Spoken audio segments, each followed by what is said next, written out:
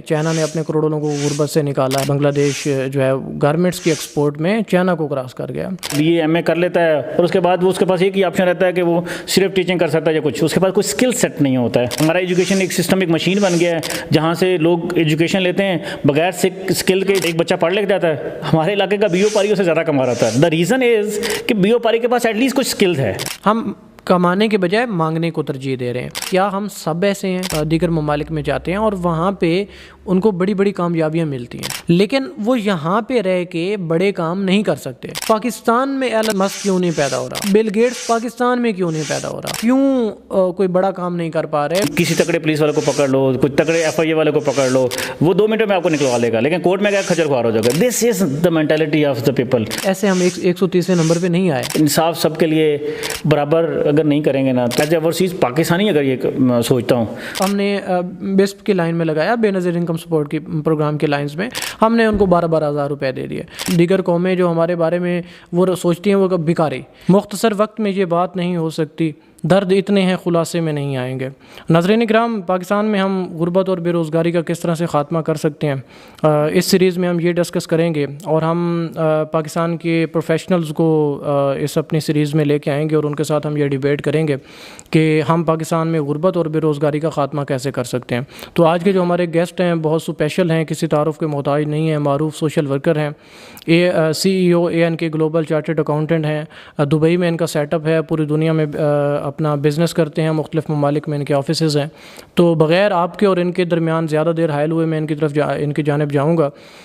Sir बहुत शुक्रिया आपके कीमती वक्त का।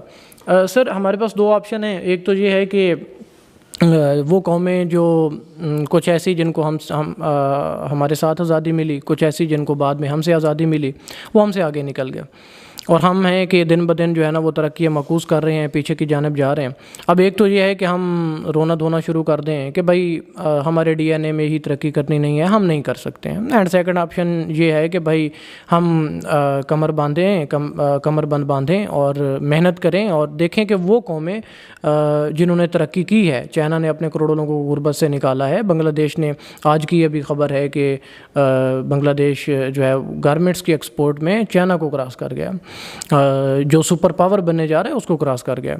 और वही बांग्लादेश जिसको 1971 में उस टाइम के अमेरिका के वज़ीर ख़ारजा हेनरी किसिंजर ने आलमी भिखारी डिक्लेयर किया था। तो आलमी भिखारी वहाँ तक पहुँच गया कि उसने सुपर पावर को वो गारमेंट्स की एक्सपोर्ट्स में उसने टक्कर दे दी और क्रॉस कर गया। अब दूसरा ऑप्शन यह है कि हम उनसे सीखें। तो हम ये कब सीखेंगे और वो कौन सी चीज़ें हैं जिनके ऊपर काम करके, आपके ख़्याल के मुताबिक जिनके ऊपर हम काम करके इस चीज़ का, गुर्बत का ख़ात्मा कर सकते हैं, बेरोज़गारी का ख़ात्मा कर सकते हैं और आगे बढ़ सकते हैं? जी, बिस्मिल्लाहिर्रहमानिर्रहीम। असद भाई, फ़र्स्ट ऑफ़ ऑल तो थैंक यू सो मच, आपने मुझे बोलने का मौका दिया। और मेरे हिसाब से ये जो हमारे ख़ास तौर पर पाकिस्तान के मसाइल हैं, शायद हमें इसको दो तरह के, एक कम्युनिटी होती है, एक गवर्नमेंट होती है। तो मुझे लगता है कि हमें दोनों लोगों को काम करना पड़ेगा। गवर्नमेंट को अपने लेवल पे काम करना पड़ेगा और हमारी कम्युनिटी जिसको हम सोशल वर्क बोलते हैं उनको अपने एंड पे काम करना पड़ेगा। और हम पैरेलल दोनों काम करेंगे तो हम ही तभी जो है ना वो इसके गुर्बत का ख़ात्मा कर सकेंगे। मेरे हिसाब से अगर हम एटलीस्ट, इससे और भी हो सकती है, बट मेरे हिसाब से हम 4 चीज़ों पे अगर काम करते हैं तो हम बहुत जल्दी जो है अपनी गुर्बत का ख़ात्मा कर सकते हैं। उसमें पहली चीज़ तो डेफिनेटली एजुकेशन है। दूसरी चीज़ ये है कि जो हमारा तलीमी सिस्टम है उसमें एजुकेशन तो है, कुछ लोग पढ़ लिख जाते हैं, लेकिन उसमें स्किल डेवलपमेंट का बड़ा फुकदान है। तो हमें एजुकेशन के साथ साथ ऐसी एजुकेशन देनी है जिसमें लोगों को काम करना है एक्चुअली में। अब एक हमारा बंदा है BA MA कर लेता है और उसके बाद उसके पास एक ही ऑप्शन रहता है कि वो सिर्फ टीचिंग कर सकता है या कुछ, उसके पास कोई स्किल सेट नहीं होता है। तीसरी चीज़ डेफिनेटली हम जो है वो जो लोग हमारे स्किल्ड हैं ऑलरेडी, एटलीस्ट हम उनकी जॉब प्लेसमेंट पर काम करें। हम आउट ऑफ कंट्री भी भेज सकते हैं, उसमें भी अपने मुल्क में भी जो है वो एम्प्लॉयमेंट के जो मौके क्रिएट कर सकते हैं। और साथ चौथा जो चीज़ है वो मुझे लगता है कि हमारे यहाँ जो एंटरप्रेन्योरशिप कल्चर है ना उसको प्रमोट करने की ज़रूरत है कि हमारे जो हमारा एजुकेशन एक सिस्टम, एक मशीन बन गया है जहाँ से लोग एजुकेशन लेते हैं बगैर स्किल के एजुकेशन लेते हैं और नौकर निकालते हैं। और हम नहीं सोचते कि यार हमें कभी कोई एक स्टेज ऐसी भी आनी चाहिए जहाँ पर हम बिज़नेस करें। आप यहीं यकीन करें कि समटाइम ऐसे होता है कि एक बच्चा पढ़ लिख जाता है, हमारे इलाके का बीओ पारी उससे ज़्यादा कमा रहा होता है। द रीज़न इज़ कि बीओ पारी के पास एटलीस्ट कुछ स्किल है, ड्राइवर के पास एटलीस्ट कुछ स्किल है, बट हमारे बंदा जो है वो क्या हो जाता है, ऐसे सिस्टम से निकलता है कि अगर वो वापस जाता है अपने पास घर पे तो उसके पास कोई घर का काम करने के लिए नहीं है, क्योंकि ही डू नॉट हैव स्किल्स। और अगर वो काम करने जाता है तो उसके पास कुछ काम करने के लिए नहीं है, तो उसको लोग जॉब नहीं देते। तो ये 4 चीज़ों पे अगर हम काम करें, और फिर मैंने जैसे पहले बताया कि हमें सिर्फ गवर्नमेंट को काम नहीं करना है, हमारी इस कम्युनिटी को भी काम करना है।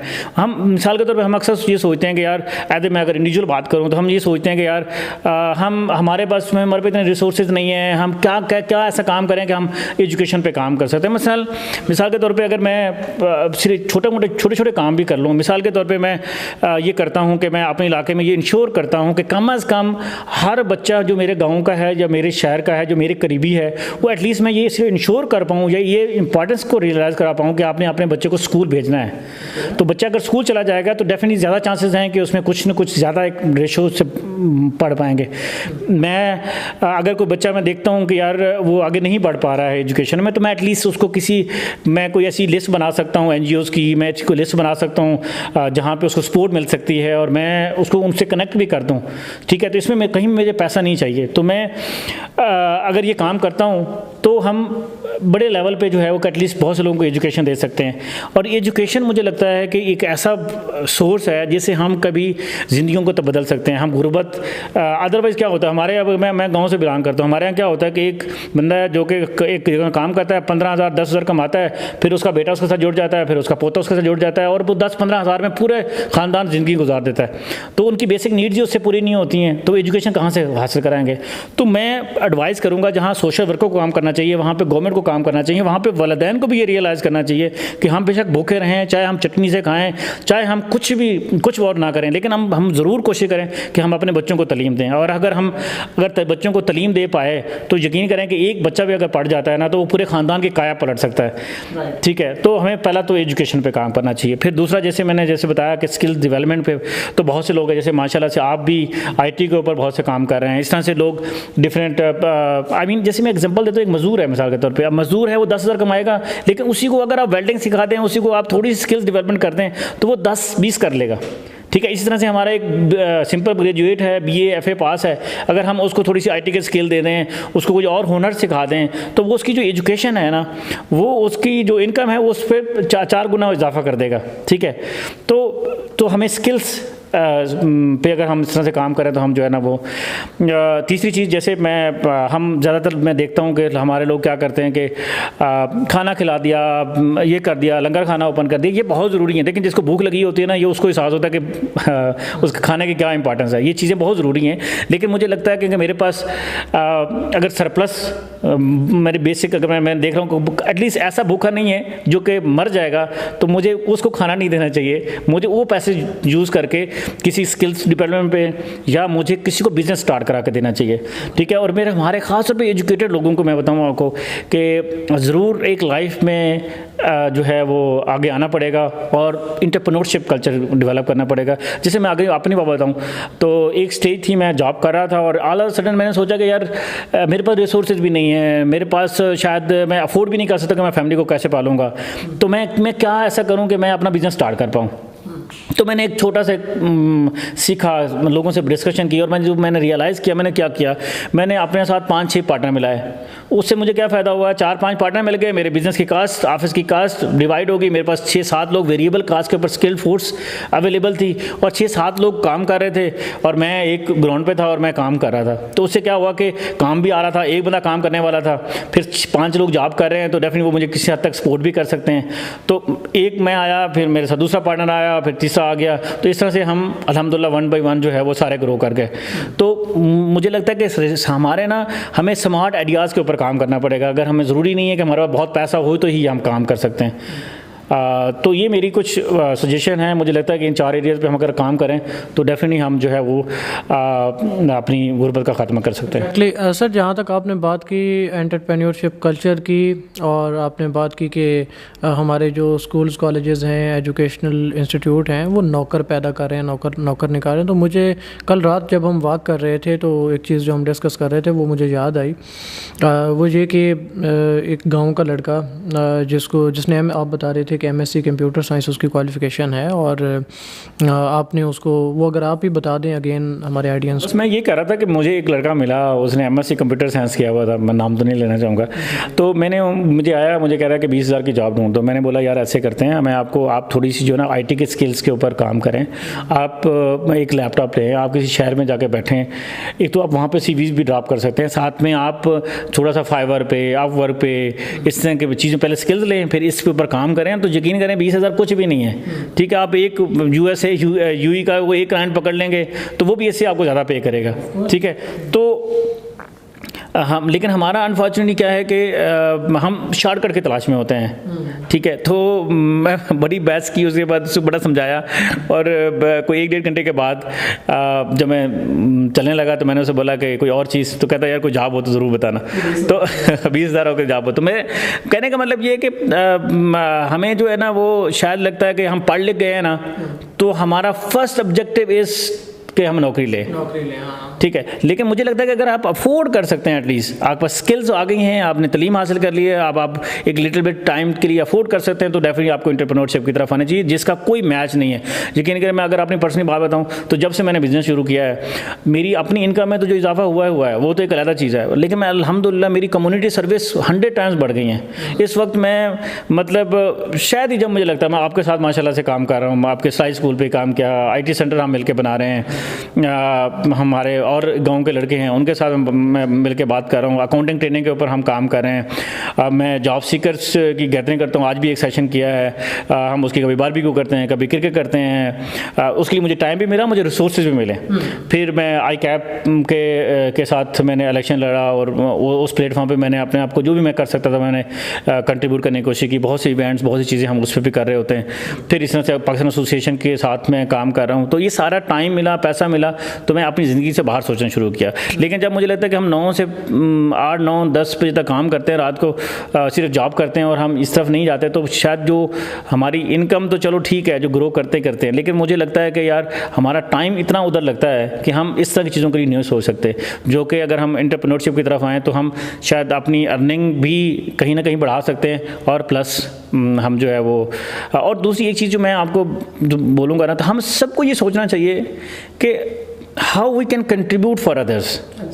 अगर हम ये करते हैं ना, हम किसी मतलब जगह में भी जाते हैं, किसी गैदरिंग में भी जाते हैं, तो हमें इस इंटेंशन से जाना चाहिए कि यार इसमें मैं क्या कंट्रीब्यूट कर सकता हूँ, इंस्टेड ऑफ दिस कि मैं इससे मुझे क्या गेन मिलेगा।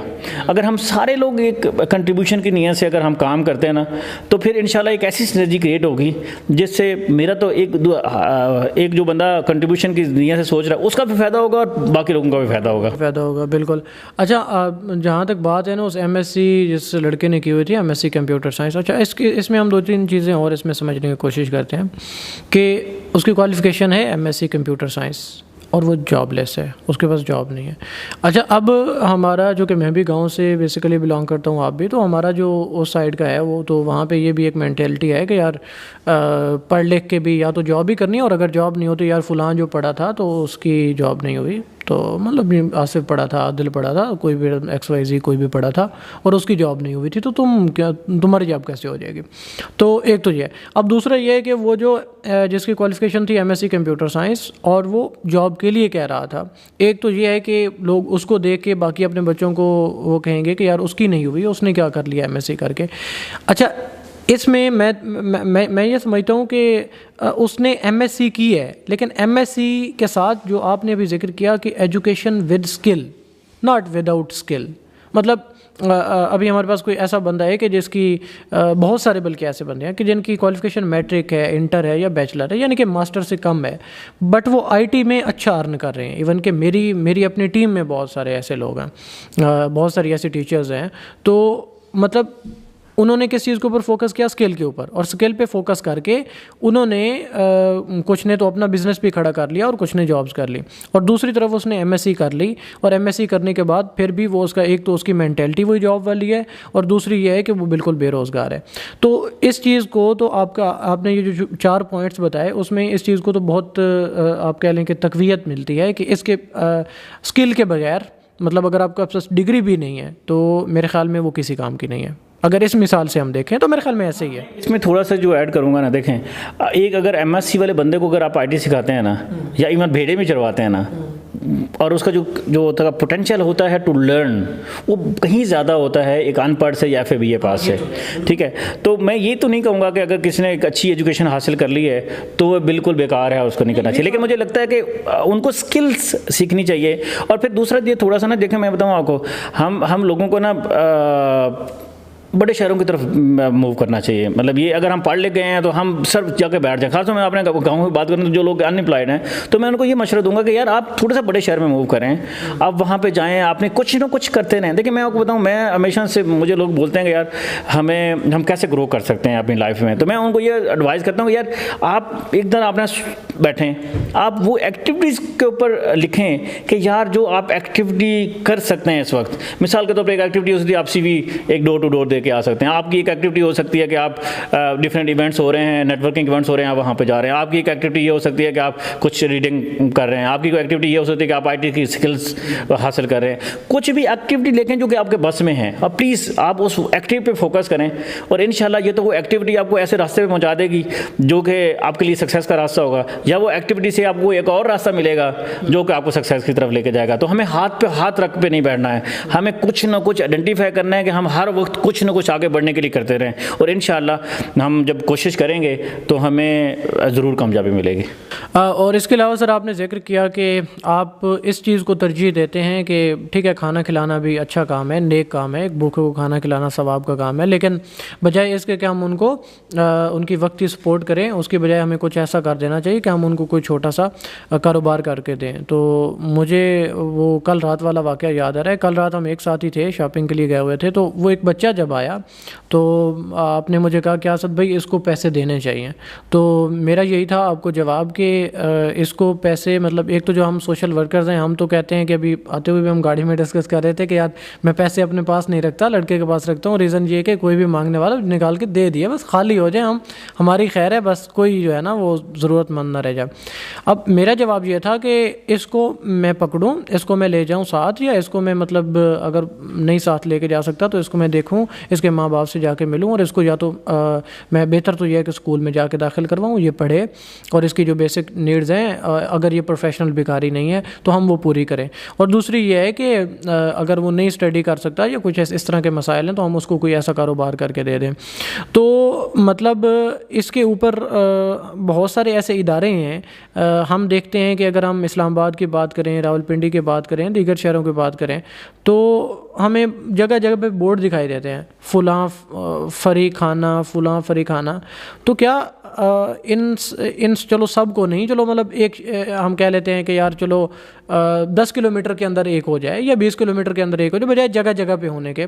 तो वो जो बजट लग रहा है, उस बजट को एक तो ये चीज़ कि हम उसको कारोबार की तरफ लेके जाएं, स्किल्स कर। दूसरा ये है कि हम अब हमने बेस्प की लाइन में लगाया, बेनज़ीर इनकम सपोर्ट की प्रोग्राम के लाइंस में हमने उनको 12-12 हज़ार रुपये दे दिए।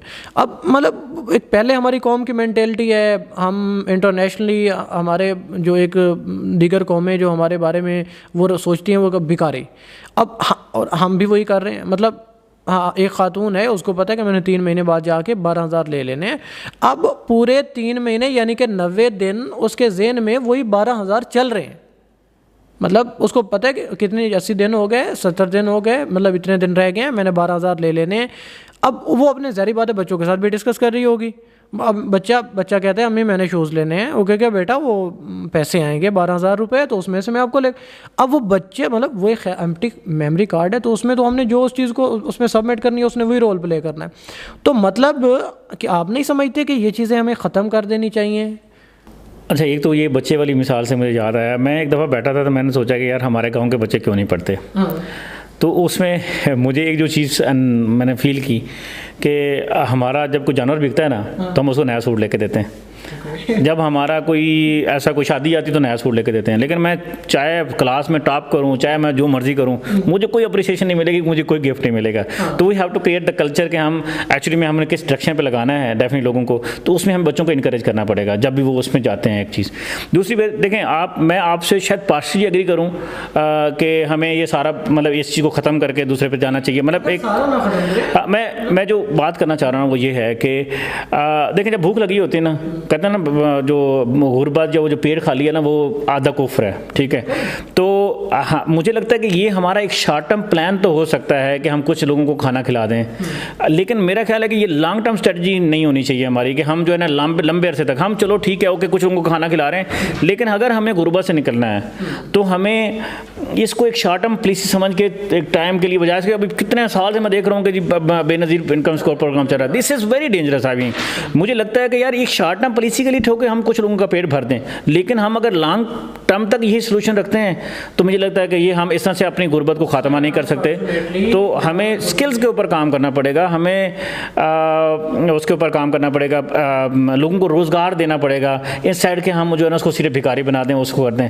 लेकिन आप अभी ये जैसे मिसाल के तौर पे किसी को 12-12 हज़ार दे दें, अगर गवर्नमेंट अफोर्ड कर सकती है तो उसे एक जैसे अखुवत है मिसाल के तौर पे, वो पूरी अखुवत एक अपनी वो बनाती है, फिजिबिलिटी बनवाती है लोगों से कि आप क्या काम कर सकते हैं, और उसको एक दफ़ा 50,000, उसको एक दफ़ा 40,000, उसको एक 50,000 देती हैं और उसको फिर एक बिजनेस शुरू करवा देता है, वो अपने आप को पालता है, अखुवत को पैसे भी वापस करता है, और उनकी मैंने सुना है कि शायद 99% कितनी रिकवरी रेट है, ठीक है। तो हम बजाय से कि ऐसे टुकड़ों में दे के, मतलब आप बच्चों को भी देख लें, हम क्या होता है कि आप बच्चों का कभी देखें, आप 10-10 रुपये देंगे ना तो फ़ौरन से उड़ा देंगे, लेकिन अगर आप एक दफ़ा उसको दे देना तो वो अपनी सेविंग को बढ़ाना शुरू कर देगा। दिस इज़ ह्यूमन नेचर, है ना।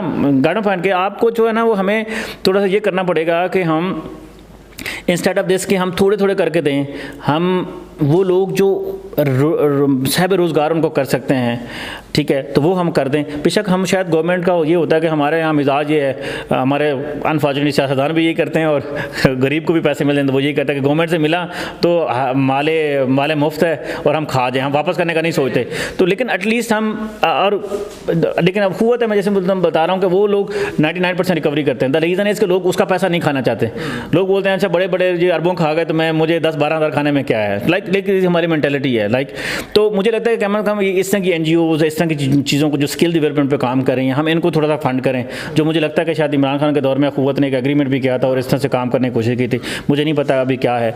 तो हम इस तरह की NGOs को थ्रू जिसकी सक्सेस ऑलरेडी सक्सेसफुल हो चुकी हैं, हम इनको फंड करें, गवर्नमेंट फंड करे, ये स्किल डेवलपमेंट काम करें, तो चलो ठीक है। शॉर्ट टर्म के लिए अगर हम तो थोड़ा सा किसी को लोगों को फूड भी खिलाते हैं, जो कि मेरा ख्याल इमरान खान ने भी वो शेल्टर बनाए थे, और वो तो अगर वो लॉन्ग टर्म तक के लिए होती है तो मुझे लगता है कि वो सही नहीं है। लेकिन अगर शॉर्ट टर्म के लिए तो एक्सेप्टेबल है, स्टिल एक्सेप्टेबल है। नहीं, शॉर्ट टाइम के लिए मेरे ख्याल में ना कोई पॉलिसी है हमारे अरबाब अख्तियार की, और ना मेरे ख्याल में हो सकती है। अभी पिछले दिनों जब मंशूर का ऐलान किया है PP के बिलावल भुट्टो ने, तो बिलावल भुट्टो साहब ने फरमाया है कि हम जो बिस्प है बेनज़ीर इनकम सपोर्ट प्रोग्राम, उसको मज़ीद तोसी देंगे उसमें। मतलब मुझे, अच्छा आप पता नहीं ऐसे एग्री करते हैं या नहीं, मतलब मुझे ये चीज़ बड़ी डेंजरस लगती है, बड़ी ख़तरनाक चीज़ है कि अब इससे बहुत सारे लोग ऐसे भी कि मतलब वो कहेंगे कि यार असद भाई आप ये बात क्यों कर रहे हैं, बहुत सारी ऐसी ख़वातीन हैं जो डिज़र्विंग हैं और उनको 3 महीने बाद 12,000 मिलते हैं तो उनके घर में राज। यार मैं उनके अगेंस्ट नहीं हूँ, मैं इस पॉलिसी के अगेंस्ट हूँ जो पूरी कौम को भिखारी बना रही है, जो आपको मतलब कि एक वो कहते हैं ना कि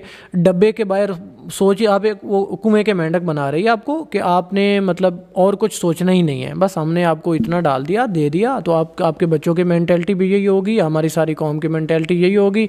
हमारे जो वो कहते हैं अनफॉर्चुनेटली हमारे उस प्राइम मिनिस्टर को खुशकिस्मत कहा जाता है जिसको भीख ज़्यादा मिल जाए। तो मतलब ऊपर से लेके नीचे तक सारा सेटअप ये कि उसकी भी यही मेंटेलिटी होती है कि मैं दुबई चला गया, उनसे मैंने $1 अरब ले लिया, मैं सऊदी अरब से चला गया, मैं दोस्त ममालिक से उनसे ले लिया, तो मतलब इस तरह से मतलब जो हम चला के शुरू से लेके आ रहे हैं। तो फिर हम इसी में अभी मतलब अब वो 2024 में अपना सियासी मंशूर जारी कर रहे हैं और सोच देखें कि मतलब हमने वही पुरानी उस पे मेंटालिटी पे चलना है, पुरानी वही सोच है कि हम इसको मज़ीद बढ़ाएंगे। हाँ असद भाई, मैं आपसे बिल्कुल रियली इस पे एग्री करता हूँ कि ये लॉन्ग टर्म पॉलिसी तो हमारी कभी भी नहीं हो सकती है। आप यकीन करें, मैं बताऊँ आपको, अगर मिसाल के तौर पे अपनी बताऊँ तो अगर मैं किसी भी एक बंदे को, जो ख़ास तौर पे आपको पता है कि हमारे ख़ानदान का कोई बड़ा होता है या ख़ास तौर पे बाहर रहता है, तो हर बंदा तवक्को करता है कि उसको पैसे देने चाहिए उसको। तो हम अगर मैं अपनी ज़ात से भी देखूँ ना, तो अगर मैं किसी बंदे को पहले 40,000 देता था, अब मैंने उसको 50,000 कर दूँ, फिर उसको अगर पता चल जाए कि मेरी ज़्यादा इनकम है, तो वो क्या होगा, वो अपनी ख्वाहिशें बढ़ाता जाएगा। मतलब वो साइकिल पे था तो मोटरसाइकिल चाहिए, मोटरसाइकिल पे था तो कार चाहिए तो आईफोन, नॉर्मल फ़ोन चाहिए तो आईफोन चाहिए। तो हम किसी को सिर्फ पैसा देते जाएँ लॉन्ग टर्म तक, तो उसकी भाई मैक्सिमम क्या होगा कि उसकी ख्वाहिशें बढ़ती जाएंगी। और उस अनफॉर्चुनेटली में जो डेंजरस है ना, ये होता है कि जब आप कमा के नहीं खर्च करते हैं ना, तो फिर आपके हाथ में अरबों रुपए दे देना, तो आप 1 मिनट में उड़ाने में आपको नहीं होगा। लेकिन अगर आपने वो कभी भी 1 लाख भी कमाया हो ना अपने हाथों से, तो फिर आप 100 दफ़ा सोचेंगे कि मैं इसको कैसे बढ़ा सकता हूँ, कैसे अच्छा खर्च कर सकता हूँ। तो ये मैं बिल्कुल इस चीज़ से मैं हक में हूँ कि आपको लॉन्ग टर्म पॉलिसी ये नहीं हो सकती है कि हम जो है ना लोगों को पैसे देते जाएँ और फिर उसको बस यही है, जैसे मैं बता रहा, कोई एक भिखारी बना दें और फिर एक एज आती है, उसके बाद तो फिर वो 100% भिखारी है ना, उसके बाद उनको आप स्किल सिखाना चाहेंगे, उसको काम पर लगाएंगे, तो वो काम करने के लिए भी रेडी नहीं होगा, बिकॉज उसका हैबिट बन गई है कि यार मुझे कहीं से पैसे आ रहे हैं और मैं खा रहा हूँ। अच्छा, ये तो हमने बात कर ली, आपने अपने पॉइंट्स भी उसमें बोल दिए कि इन पॉइंट्स के ऊपर हमें काम करने की ज़रूरत है। अब हमने ये देखना है कि क्या हमारी ये जो कौम है इस वक्त, मतलब मैं सबकी बात नहीं कर रहा, मैं मेजॉरिटी की बात कर रहा हूँ कि हम भिखारी हैं, हम कमाने के बजाय मांगने को तरजीह दे रहे हैं। अब हम थोड़ा सा इसमें यह समझ लेते हैं कि क्या हम सब ऐसे हैं, तो जवाब है कि नहीं, ऐसा नहीं है, क्योंकि हम हमारे ही पाकिस्तान के रहने वाले बहर के दीगर ममालिक में जाते हैं और वहाँ पे उनको बड़ी बड़ी कामयाबियाँ मिलती हैं। माजी मतलब भरी पड़ी है तारीख़ हमारी, लेकिन वो यहाँ पे रह के बड़े काम नहीं कर सकते। मतलब जो एक तो ये चीज़, दूसरी ये चीज़ कि आपने बात की कि हमने लोगों को ताजिर बनाने को जो है ना वो तरजीह दें, उसको हम फ़रोग़ करें। तो मेरा कंसर्न ये है कि यार क्यों पाकिस्तान में एलन मस्क क्यों नहीं पैदा हो रहा, मतलब बिल गेट्स पाकिस्तान में क्यों नहीं पैदा हो रहा, मतलब पैदा हैं, मतलब उनको उस तरह का एनवायरनमेंट क्यों नहीं मिल रहा। मतलब आप देखें जो अमेरिका है उसकी जो लोग हैं, वो लोगों के पास जो जायदाद है वो मेरे ख्याल में गवर्नमेंट से कई गुना ज़्यादा है। मतलब तो हमारे पाकिस्तान में ऐसे लोग क्यों पैदा नहीं हो रहे, और पैदा हो रहे हैं तो फिर वो बाहर ममालिक में जाके वहाँ पे तो उनको कामयाबी मिल रही है, लेकिन पाकिस्तान में रह के वो क्यों कोई बड़ा काम नहीं कर पा रहे, कोई बड़ा बिजनेस नहीं खड़ा कर पा रहे, पूरी दुनिया को कोई ऐसी चीज़ नहीं दे पा रहे कि जिससे पूरी दुनिया से हमें पैसे आएँ, एक्सपोर्ट्स हमारी बढ़ें। अच्छा, इसमें मेरे ख्याल में 2-3 फैक्टर हो सकते हैं। फर्स्ट तो ये है कि एक कल्चर का ना होना ना, एक कल्चर, एक माइंड सेट होता है ना एक चीज़ का, वो माइंड सेट कल्चर का ना होना एक बड़ा मैटर करता है। कल्चर में क्या होता है कि मिसाल तौर पर मैं पढ़ गया हूँ, हमारे घर का कल्चर बन गया कि हम दूसरा भी पढ़ेगा, तीसरा भी पढ़ेगा, एक कल्चर बन जाता है। तो हमारे यहाँ अनफॉर्चुनेटली हम जो है वो जैसे आपने बताया कि हम पैसे, एक घर में एक बड़ा होता है, हम सब उससे मांगते हैं, फिर हम थोड़ा सा होता है तो गवर्नमेंट से मांगते हैं। तो मतलब मीन हमारा वो जो कल्चर है ना वो डेवलप नहीं हो पाया। कि कल्चर क्या है कि भाई हर एक को अपने ताई एक एफर्ट करनी है कि मैं क्या बेहतर कर सकता हूँ अपनी ज़ात के लिए और अब लोगों के लिए, तो वो कल्चर डेवलप करने की ज़रूरत है। दूसरी बात डेफिनेटली उसमें फिर डेफिनेटली गवर्नमेंट की पॉलिसीज़ और ये जो इंस्टेबिलिटी है हमारे कंट्री में, तो ये भी एक डेफिनेटली मेजर फैक्टर होता है। जब लोगों को पता नहीं होता मतलब कि मैं अगले साल क्या करना है, 6 महीने बाद क्या करना है, तो फिर वो लोग ये सोचते हैं कि यार बजाय से कि मैं अब मिसाल के तौर पे, अब यकीन करो मतलब ना समटाइम क्या होता है कि मैं सोचता हूँ कि मैं प्लाजा खड़ा कर दूँ, देयर इज चांसेस कि कोई गवर्नमेंट की पॉलिसी आएगी और ये मेरा प्लाजा गिरा देंगे जो मेरी पूरी ज़िंदगी की इनकम होगी। तो जब इतनी अनसर्टेनिटी होती है, जितनी मतलब ना आप होता है ना मतलब कि वो किसी को तो हम पंजाबी में बोलते हैं भांदे दा सब कुछ भावे थे भांदे दा कख ना भावे। मतलब जब हम पकड़ने पे आते हैं ना तो हम ऐसे चीज़ों को उसने चूंटी भी मारी है ना तो हम उसको बोलते हैं कि यार आपने तो 100 बंदा कत्ल कर दिया और आप तो जेल में हैं और आपको तो ये हो गया, ठीक है। और कुछ लोग ऐसे होते हैं जिन जो मर्जी वो कर लें, उसको कुछ नहीं करते। तो जब हमारा लॉ एंड ऑर्डर ये जो कंट्री का लॉ है वो सबके लिए बराबर नहीं होगा, जब इंसाफ सब बराबर नहीं होगा, जब पता होगा। मैं आपको थोड़ा सा एक और एग्जांपल देता हूँ। मैंने सोचा, जब बिज़नेस का सोचा तो मैंने सोचा कि यार मैं ना पहले थोड़ा सा बैकअप प्लान बनाता हूँ। तो मैंने ना पाकिस्तान में किसी के साथ इन्वेस्टमेंट की। अच्छा, यकीन करो 3 महीने में वो बंदा खा गया। मैंने 4-5 लोगों से पूछा कि यार मैं क्या कोर्ट में जाऊँ, मैं क्या मुझे इंसाफ मिलेगा, क्या मैं क्या करूँ, कैसे करूँ। यकीन करो मैंने 3 वकीलों से बात की, 3-4 अपने सीनियर से बात की, और मुझे उन लोगों ने बोला यार अगर आप अपनी एनर्जियाँ ज़ाया करना चाहते हैं, आप कोर्ट्स में खज्जल खुआर होना चाहते हैं, तो आप जाएँ, अपना टाइम बर्बाद करना चाहें तो करें, इससे आधा एनर्जी लगा के आप दोबारा से पैसे कमा सकते हैं। और मैं आपको सही बात बताऊँ, और यही चीज़, ये माइंड सेट क्या है कि लोग कि जब लॉ बराबर नहीं होगा सबके लिए, जब लॉ उसको पकड़ेगा नहीं, तो हम क्या करेंगे, फिर हम कहेंगे कि जी अभी फिर मैंने लोगों से भी डिस्कस किया, बहुत से लोगों, तो यकीन करें कि हमारे तो ढेर सारे लोगों की ये स्टोरी है कि वो उन्होंने पैसे कमाया, इन्वेस्ट किए, और अगर बंदा खा गया, और फिर हमारे पास कोई कानून नहीं है अनफॉर्चुनेटली। सर जो आपने रूल ऑफ लॉ की बात की है ना, इस पर मेहनत लगी है हमारी, ऐसे हम 130वें नंबर पर नहीं आए। टोटल कितने हैं, 139, राइट। तो उसमें जो हम 130वें नंबर पे आए हैं ना, उस पर बड़ी मेहनत लगी है, ऐसे नहीं आ गए। अनफॉर्चुनेट है, मतलब मुझे लगता है कि हम अगर ये नहीं ठीक करेंगे ना, तो हम बहुत से लोगों को जब ट्रस्ट गेन नहीं कर पाएंगे, और अगर ट्रस्ट गेन नहीं कर पाएंगे तो फिर जो है वो, अब देखें ना ओवरसीज़ में ख़ास तौर पे अगर बताऊं तो हमारा हर एक का दिल करता है कि हम जाएं अपने कहीं एक टाइम के बाद, सर्टन पीरियड के बाद, हमारा दिल करता है कि हम जाएँ और दोबारा अपने कंट्री में बसें, हमने पैसे कमा लिए, सेविंग कर ली, वापस जाएंगे तो आई मीन कि वो जो जो लॉज हैं इतने कमज़ोर हैं कि फिर हमारे लिए सर्वाइव करना मुश्किल हो जाएगा।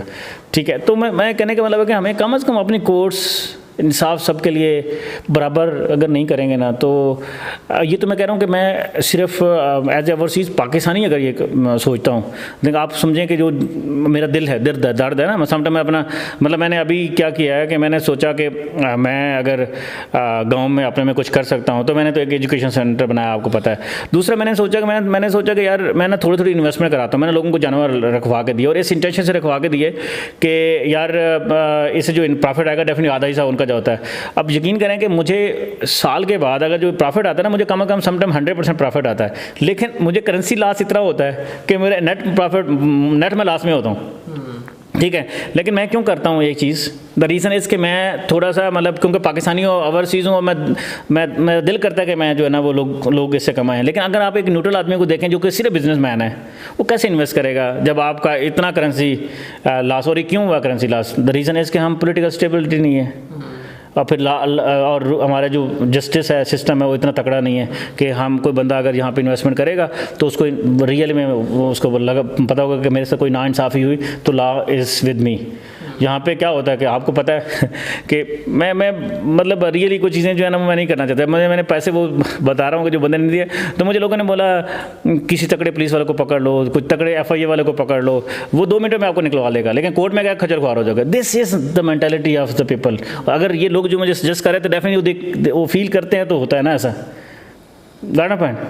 तो ये चीज़ जो है ना जस्टिस से हट के एक पैरेलल गवर्नमेंट है, मतलब ठीक है, तो वो अनफॉर्चुनेटली। जी नाज़रीन, आपने गुफ्तगू सुनी तो नफ़र हुसैन के मुताबिक एजुकेशन के ऊपर हमें काम करने की ज़रूरत है, एजुकेशन के बाद स्किल के ऊपर काम करने की ज़रूरत है, और एंटरप्रेन्योरशिप कल्चर के ऊपर काम करने की ज़रूरत है। हमें ताजिर बनाने के ऊपर जो है ना काम करना चाहिए और तिजारत को फ़रोग़ देना चाहिए। और इसके साथ साथ उनका मज़ीद ये कहना था कि रूल ऑफ़ लॉ और पॉलिटिकल स्टेबिलिटी जब तक नहीं होगी तब तक हम न सिर्फ ये कि हम तरक्की नहीं कर सकते, बल्कि हमारी जो ये सिचुएशन है कि इस वक्त हम जिस हाल में है, ये मज़ीद हम तरक्की माकूस की जानब जाएंगे, मज़ीद पस्ती और बदहाली की जानब जाएंगे, और गुर्बत और बेरोज़गारी का ख़ात्मा करना फिर हमारे लिए महज़ एक ख़्वाब बनकर रह जाएगा। तो उनके ख़्याल के मुताबिक ये चीज़ें हैं जिनके ऊपर हमें काम करने की ज़रूरत है। तो आप सब से रिक्वेस्ट है कि आप सब भी अपनी राय दें कमेंट बॉक्स में आप सब अपनी राय दें कि आपके ख़्याल के मुताबिक वो कौन सी चीज़ें हैं जिनके ऊपर हमें काम करने की ज़रूरत है, और क्या आप नफ़र हुसैन के बताए हुए पॉइंट्स के साथ एग्री करते हैं या एग्री नहीं करते। और साथ ये भी बताइएगा कि नेक्स्ट मुझे किस पर्सनैलिटी के साथ इस टॉपिक के ऊपर बात करनी चाहिए, या इस हमारी पॉडकास्ट सीरीज़ का नेक्स्ट गेस्ट कौन होना चाहिए। अपनी दुआ में याद रखिएगा, अपना बहुत सारा ख्याल रखिएगा। अल्लाह हाफ़िज़।